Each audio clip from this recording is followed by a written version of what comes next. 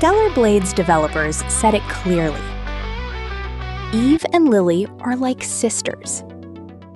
The fandom heard them, Nodded, and shipped them anyway. Why?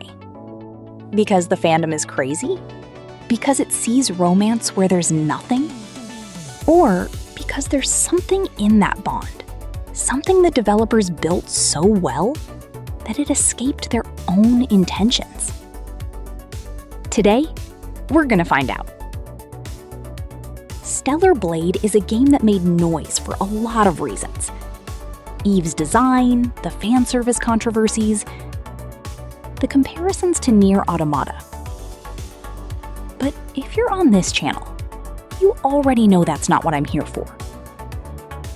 What I'm here for is this: two female characters with an emotional bond the game itself builds carefully, and that the fandom read in a way the developers never confirmed, but couldn't quite prevent either.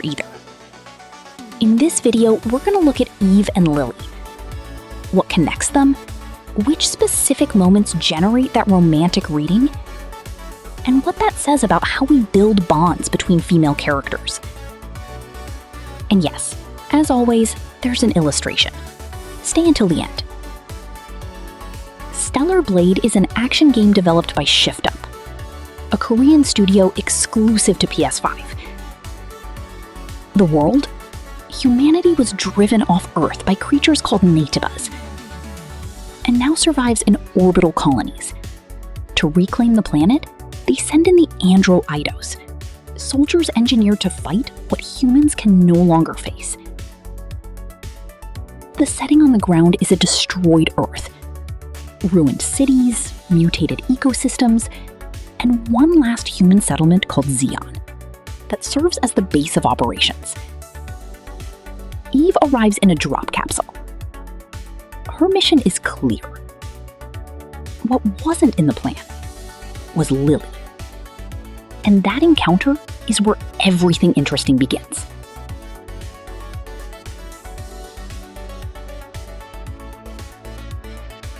Eve is a member of the 7th Airborne Squad. Visually, she's exactly what the game wants you to see from the very first second. Striking design, precise movements, a presence that fills the screen. ShiftUp wasn't subtle about that, and never pretended to be. But underneath the design is a character built with a genuinely interesting tension. Eve starts as an obedient soldier, executing orders without questioning them, without hesitating, without asking why.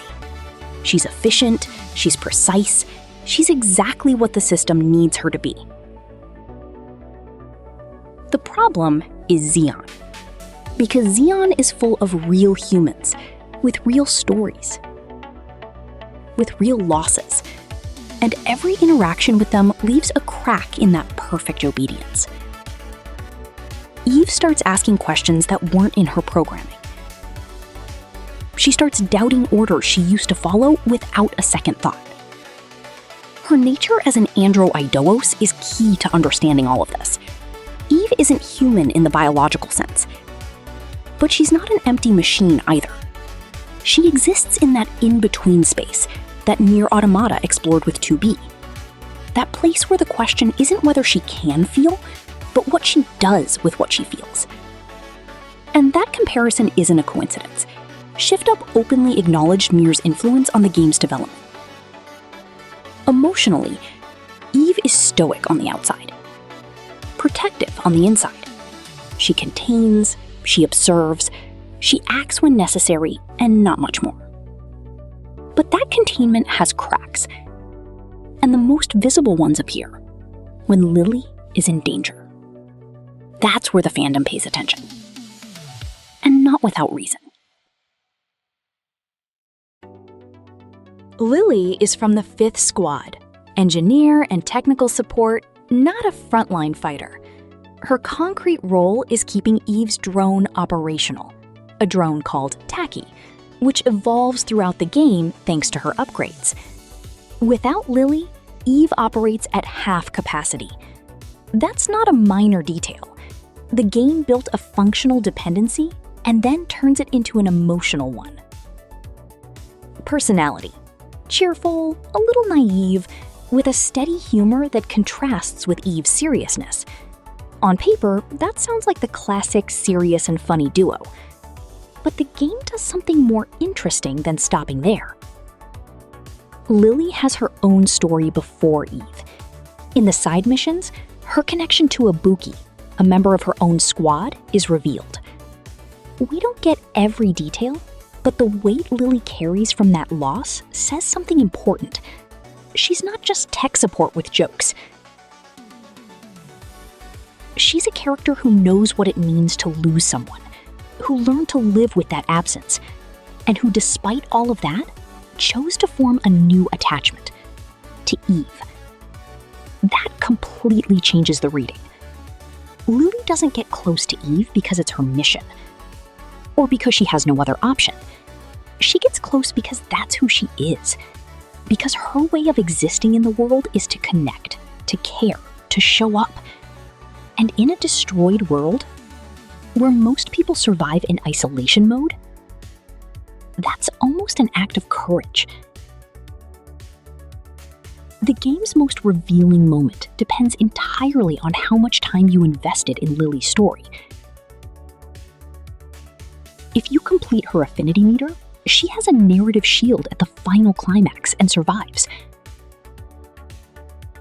If you don't, that shield doesn't exist. The game is telling you something very specific with that. How much Lily mattered to you during the journey determines whether you lose her at the end. That's not generic sisterhood mechanics. That's relationship building with real consequences. And the fandom read it perfectly. Why does the fandom ship them? Back to the central question. The developer said a fraternal bond. Like sisters. The fandom shipped them anyway. Why? Because the game built exactly the elements that generate a romantic reading, even without explicit confirmation. First, mutual emotional dependency. Lily needs Eve to survive.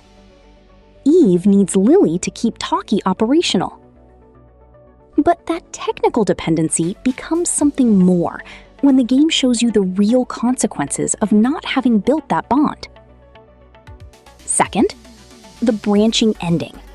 The game rewards you for investing in that relationship. Not with an action sequence, but with survival, with a shared future. That's powerful emotional language, even if the developers never call it romance. Third, Lily is a character who already knows what it means to lose someone important. Her history with Ibuki proves it. A character with that capacity for deep attachment, who then forms an equally intense new bond with Eve, generates a reading the fandom completes naturally. Did the developers intend all of that consciously? Probably not in romantic terms. But they built it anyway. And that says something about how well-written female bonds generate readings that go beyond the original intentions. Sometimes the narrative is more honest than the author. The illustration. For this video, I didn't want to draw two soldiers. I wanted to draw two people who chose to stay close in a world that doesn't give them many reasons to. Eve on the left, steady, looking ahead. Lily leaning against her shoulder from behind, with that closeness the game builds slowly but deliberately. Both looking in the same direction, toward the future, toward something that doesn't have a name yet. The warm golden lighting with ruins in the background wasn't accidental. I wanted the warmth to come from them, not from the world around them. Because in Stellar Blade, the world is broken. What isn't broken is that bond. The The pose alone took me 5 hours just for the line work. The full illustration, 14. I'm not saying that to complain. I'm saying it because every hour was worth it. And yes, on Patreon, there's a version where that closeness doesn't have YouTube's limits. Link is in the description. Eve and Lily aren't a confirmed ship. There's something more interesting than that. They're a bond built with enough emotional depth that the fandom sees what the developers said they didn't put there. And that's not the fandom's mistake. It's not projection or forced reading. It's the natural response to characters written with real dependency, with real emotional consequences, with stories of their own. When a game tells you that a character's fate depends on how much time you spent with her, how many conversations you had, how much her story mattered to you, that game is talking about bonds, not mechanics. And when that bond is between two women with their own emotional weight, their own losses, their own distinct ways of existing in the same broken world, the fandom does what it always does with stories that move it. It completes them. It takes them as far as the narrative left the door open. Shift Up built that door. The fandom just pushed it. Do you see it too? Let me know in the comments. Thanks to my patrons, Revomitsis, Joy, CamCam, JPC, Patrick Starfish, SNES88, and D8 Garcia. Every new member makes it possible for this to keep existing.